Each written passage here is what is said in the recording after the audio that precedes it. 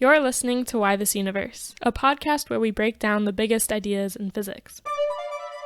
My name is Shalma, and I'm a PhD student at NYU. And I'm Dan Hooper. I'm a theoretical astrophysicist at Fermilab and at the University of Chicago.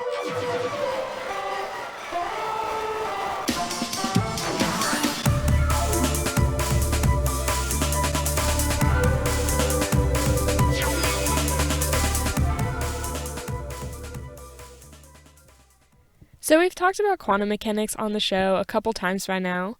In episode 2, we talked about how it was first discovered, and we talked about it again in episode 6 to walk you through all the weirdest aspects of quantum mechanics. But today we're going to go one step deeper, in some sense, into our conversations about quantum mechanics and ask, what does quantum mechanics really say about the fundamental reality of our universe? It turns out that physicists don't all agree on what quantum mechanics really says about this. Does quantum mechanics mean things like Schrodingers Cat can exist, a cat that's both dead and alive at the same time? Or does it mean that there is a multiverse out there for every possible version of the cat? That's what we'll be talking about today. And it's a special episode because you'll witness some of Dan and I really grappling with the weirdness of this stuff in real time. But we should clarify first that despite physicists disagreeing on the philosophical meaning of quantum mechanics, they do all agree on how to do quantum mechanics. That is, how to use it to do any sort of calculation or experiment. Yeah, let's drive that home for a minute. So let's start with what this episode isn't about. Quantum mechanics works. Every physicist agrees that in every way we can test this theory, whether it be quantum mechanics or the more modern version quantum field theory, everyone agrees that this procedure that we worked out makes very accurate predictions for any number of measurements we can do in any number of experiments. So everybody agrees that if you want to know what the outcome of your experiment is going to be, you can use the procedures we're talking about here to get the right answer. But where they disagree, where there's a lot more contention, is what all these equations and procedures actually mean about the universe. What is there out there really in the universe making these equations and these calculational procedures give us the right answer? So let's start by talking about the most widely used interpretation of quantum mechanics, the one that you would hear in most college or graduate school courses if you study physics. And that's what we call the Copenhagen Interpretation. The way I think about the Copenhagen Interpretation is that out there in the universe, there are particles and other things that are in a superposition of states. If you take a given electron somewhere, it has a variety of different locations smeared out over space, a variety of different velocities or momenta. It contains a variety of different energies, and if it does something, it does that thing at a variety of different times. If we're talking about something like the double slit experiment, that particle goes through both slits, not just one or the other. Quantum reality is a rich superposition of many kinds of reality. So let's put that in other words. In classical pre-quantum physics, you could describe the state that a particle is in with a few numbers: its position, where it is, and its velocity, where it's going, for example. But in quantum mechanics, those numbers aren't just numbers anymore. There isn't one number that could describe a particle's position because that particle doesn't have an exact position. So instead, you need something called a wave function, a curve that spreads out over space to describe the particle's spread out position. So the fact that this wave function spreads out over many positions shows you that a particle is not certainly here or certainly there, but is actually in both places at once. That's the principle of superposition. Where Copenhagen comes in is they say that it remains that way until a measurement or observation is made, at which point that wave function collapses, taking on one value of whatever it is you're measuring. So if I'm measuring the location of an electron, before the measurement, it's in a superposition with many different locations, but then I measure it, I find it to be at location X, and that is what we call the collapse of the wave function. It's this transformation of the physical state that happens upon the act of observation. So this collapse of the wave function is the hallmark of the Copenhagen interpretation. An observer makes a measurement of a particle, and instantaneously, that particle goes from being in a superposition of different locations to being in exactly one location, just like in classical physics. The problematic nature of the Copenhagen interpretation comes down to the question of when does a wave function collapse? Under what circumstances does a wave function collapse? When I first learned about this, I assumed that what really happened is when some sort of quantum object underwent some sort of interaction, it would collapse the wave function. But that's not true. Any number of kinds of interactions will not collapse the wave function. It really does seem to be that when a scientist conducts an experiment, when they do a measurement or observation, that's the thing in Copenhagen that collapses the wave function. And that's raises a lot of questions that I can't think of any good answer to, and a lot of smart people have failed to come up with a good answer to. What's so special about the act of observation or the role of the observer? So let's explore this a little more. What exactly during an observation collapses a wave function? Yeah, so let's say we're doing the double slit experiment and I'm firing particles through this apparatus. Well, the particle I fire through interacts with the screen with the two slits in it, and then takes on a pattern on the far screen. It did that, and it continued to be in a superposition. That thing went through both slits and interfered with itself as a wave. As this is a quantum wave undergoing quantum interference. Its interaction with that double slit apparatus did not cause the wave function to collapse. It doesn't collapse until we look at the far sheet and see where that particle hit it. So it's not just that the particle in question encountered something else. It really has to be an observer that collapses the wave function, not just some inanimate physical matter or something. Yeah, sometimes I forget how weird this is. Yeah, it's very weird. And to help us capture the weirdness of the Copenhagen interpretation, let us introduce the famous Schrodinger's cat. So in 1935, one of the pioneers of quantum mechanics, Erwin Schrödinger, wrote this paper where he described a hypothetical thought experiment. So what I mean by a thought experiment is this is not the kind of experiment you would ever go into a laboratory to conduct. It is a exercise to help one think through what the implications of your theory really are. So no cats are harmed in this experiment. So let me describe what Schrödinger had in mind. And his apparatus is a little bit different than I'm going to describe, but there have been many different versions discussed over the years. This is just one example. He said, let's imagine you have some sort of radioactively decaying substance. And you have a certain amount of it so that after an hour, there's a 50% chance that some of that stuff will decay, releasing radiation. And because quantum mechanics is non-deterministic, we can't say for sure whether it will decay or when it will decay. We can only say that probabilistically there's a 50-50 chance that it will or won't within an hour.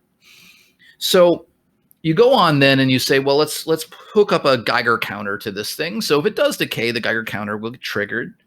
And then let's hook the Geiger counter up to a vial of poison. So, the Geiger counter gets triggered by the radioactive decay. The poison gets released. And you put all this in a big impenetrable box, and you put a cat in the box, and then you close the box. And then you wait an hour.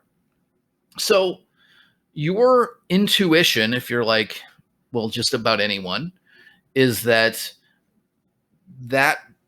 radioactive material decays at some point, and that's at one very specific time, and at that point the cat dies. And after an hour, when you're about to open it, the cat is in a state in which it is either alive or dead, depending on when that radioactive material did or didn't decay. But that's wrong. Schrodinger says, well, that's not true. In fact, we know that after an hour, that radioactive material will be in a superposition of decayed and not decayed states. So it will be both. It will be 50% decayed and 50% not decayed, which means the Geiger counter will be 50% triggered and 50% not triggered. The poison will be 50% intact and 50% released, and the cat will be both dead and alive in a superposition of those states. Now, if you take Copenhagen seriously as the interpretation, then it's only upon opening the door and observing the cat, either alive or dead, does the wave function collapse and the cat takes on one or the other state of being alive or dead. Something about the active observation in Copenhagen forces the universe from a superposition into a solitary singular state. Right. And this is kind of just like illuminating how weird Copenhagen's interpretation is, right? The fact that the cat will be dead and alive until the instantaneous moment where you open the box. You can't like open the box fast enough and find the cat dead and alive. Like you'll always see it dead or alive. That's exactly right. And if you just took the old equations from the 1920s, like the Schrodinger equation, this describes how quantum systems will evolve. And there's nothing about wave function collapse in this. It just says they're going to evolve.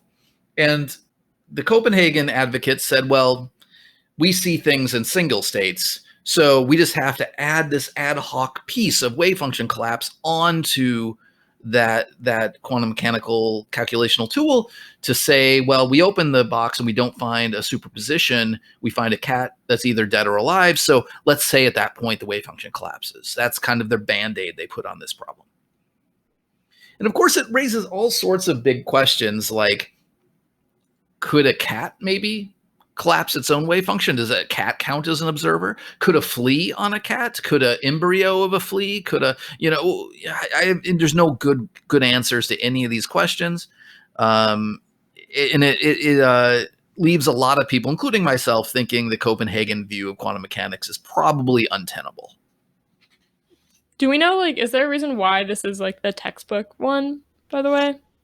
Yeah. So, I'm going to recommend a really good book called What is Real by Adam Becker.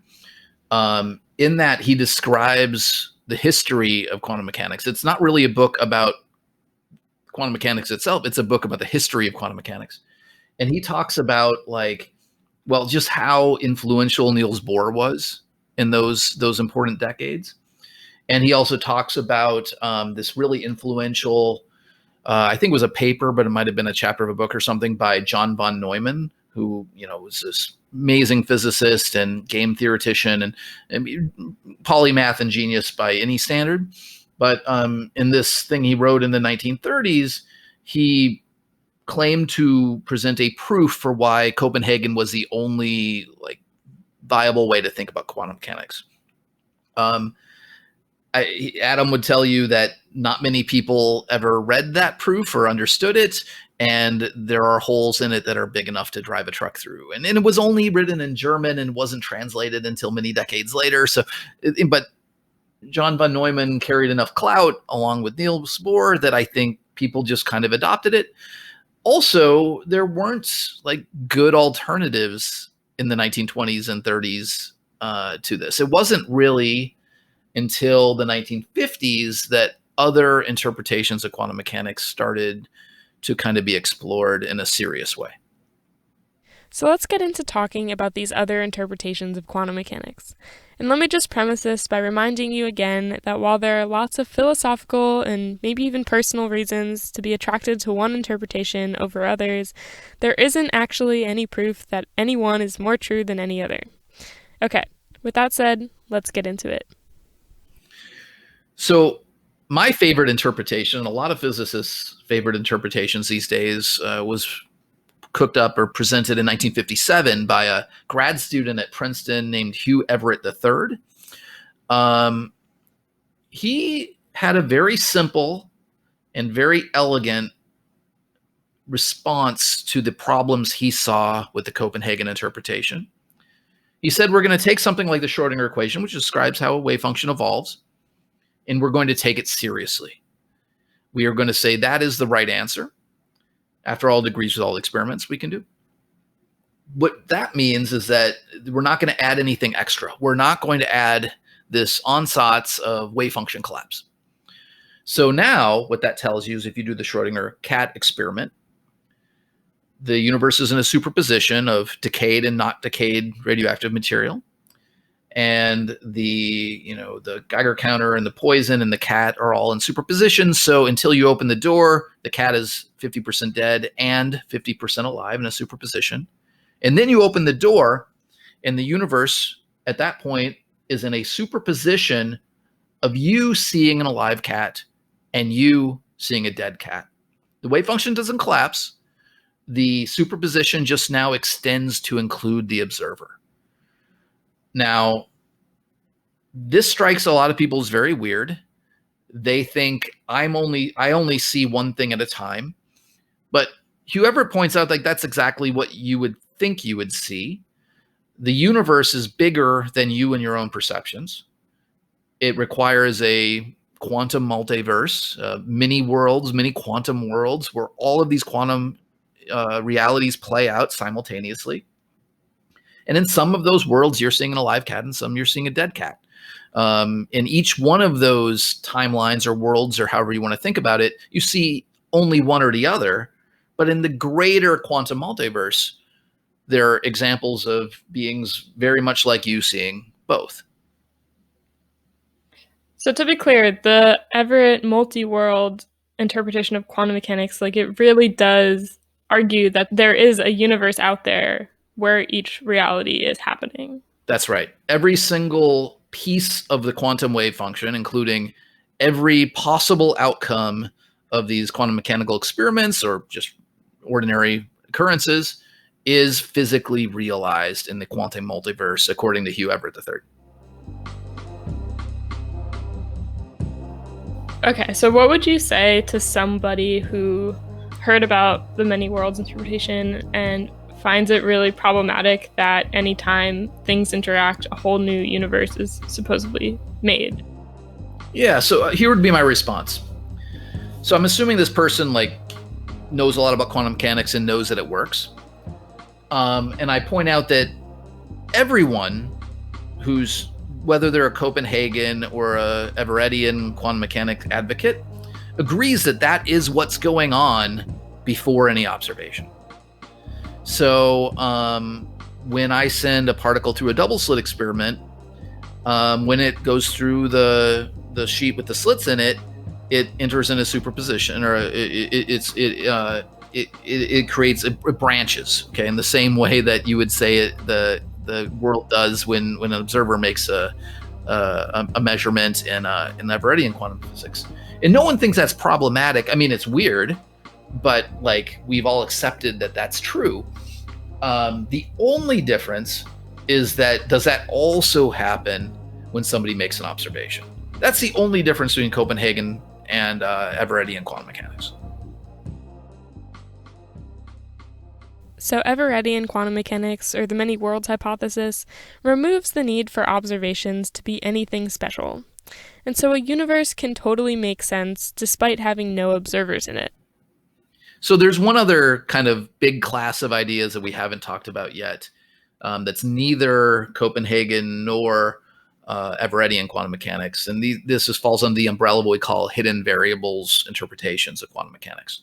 This is a long history. It goes back to Einstein and Louis de Broglie and others in the early days of quantum mechanics, who were trying to make quantum physics a lot more like classical pre-quantum physics. They said, well, we can think of lots of examples in classical physics where things seem indeterministic, but in fact, we know that they're totally predictable. So I don't know, let's say I just take a six-sided die, and I'm trying, and the only data I can do is trying to measure things about this dice.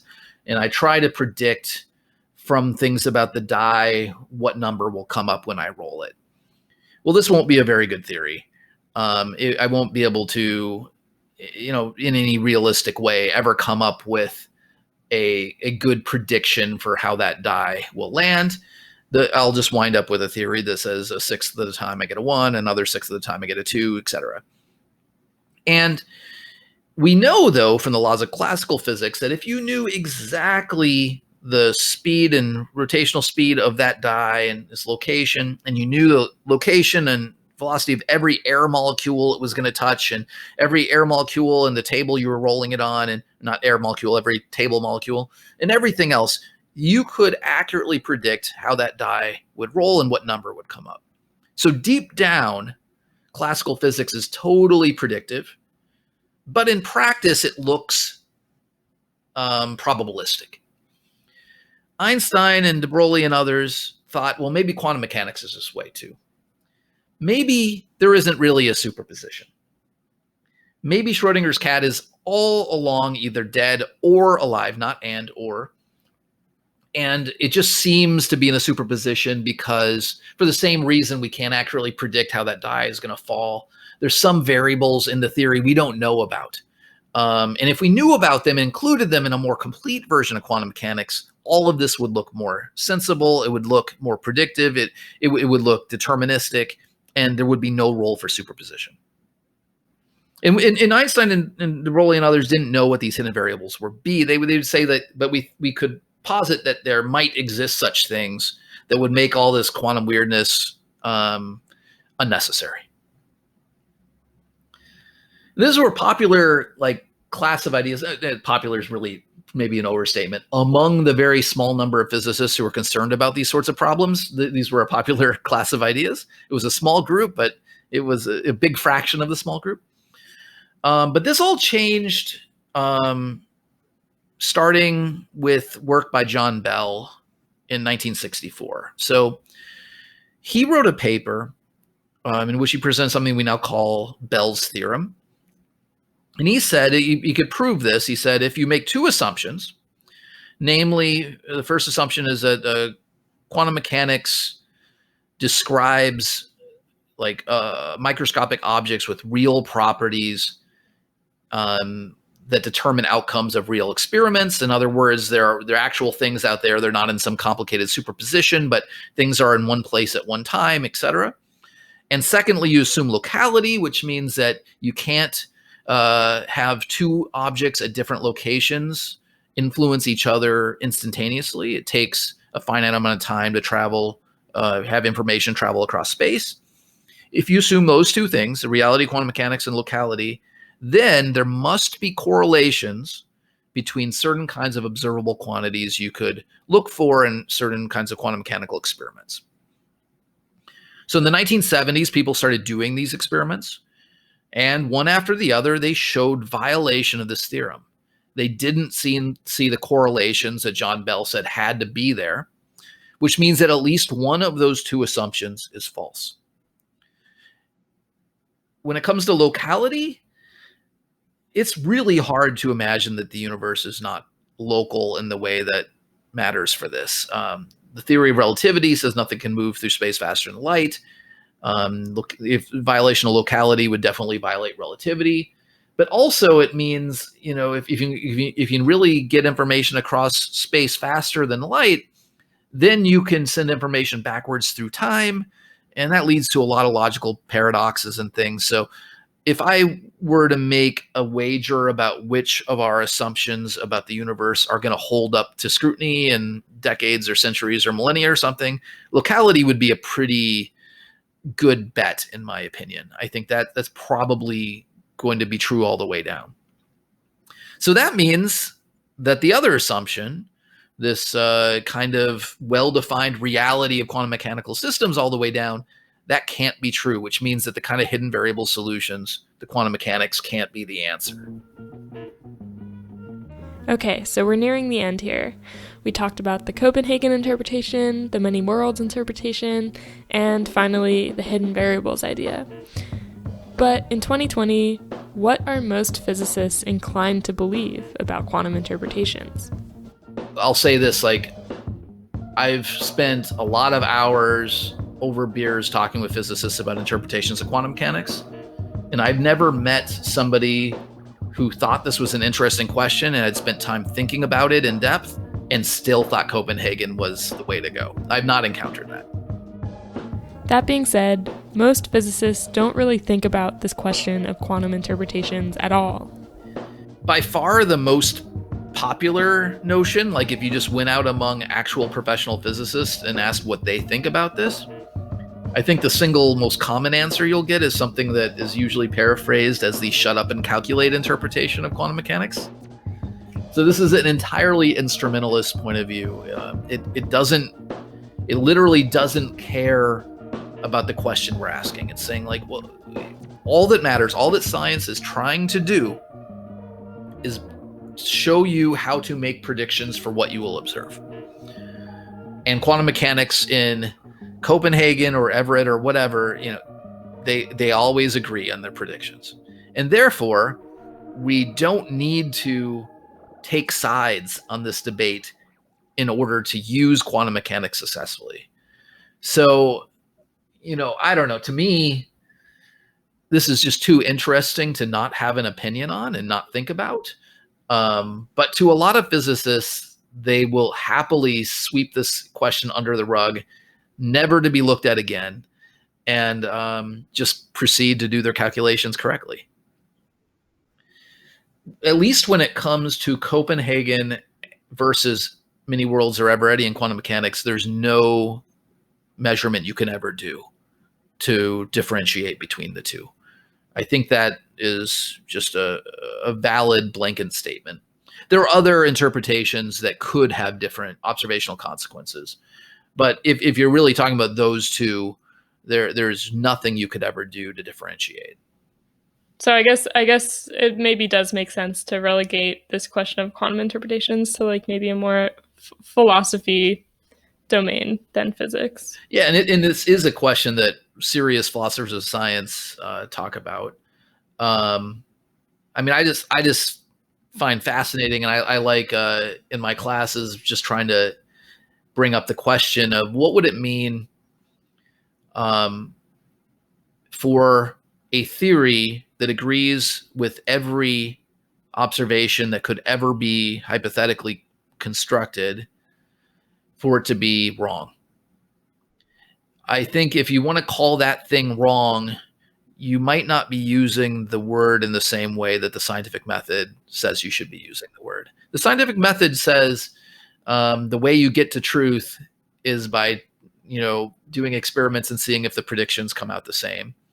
If every hypothetical measurement you could ever do agrees with the predictions of the theory, then according to the scientific method, that is a correct theory.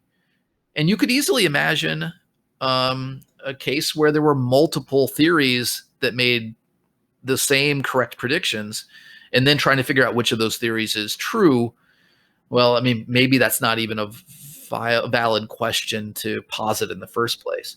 Philosophers of science call this the problem of the underdetermination of theories. So any set of data you would ever have could be explained by a large or maybe infinite number of theories. I think that could probably be proven. And if that's true, then we never really know we have a right answer. We just know we have an answer that works. And this may just be a pretty unsatisfying answer. No matter how well our theories of quantum mechanics hold up to experimental scrutiny, we may never be able to really know what truth the theory holds at the fundamental level. Yeah, I think, for the most part, physicists make pretty bad philosophers. It's not what we're trained to do, and it's maybe not what we're inclined to do. But for more philosophically minded physicists or more physically minded philosophers, I think we've just come to accept that we won't always be able to know that the theory that we are advocating and teaching in our classes and writing it down in textbooks is necessarily a good description of the underpinnings of our universe. That might be something we don't have access to. What the scientific method allows us to do is a very special thing, a very specific thing, and it turns out a very, very powerful thing, but it might not be able to do that.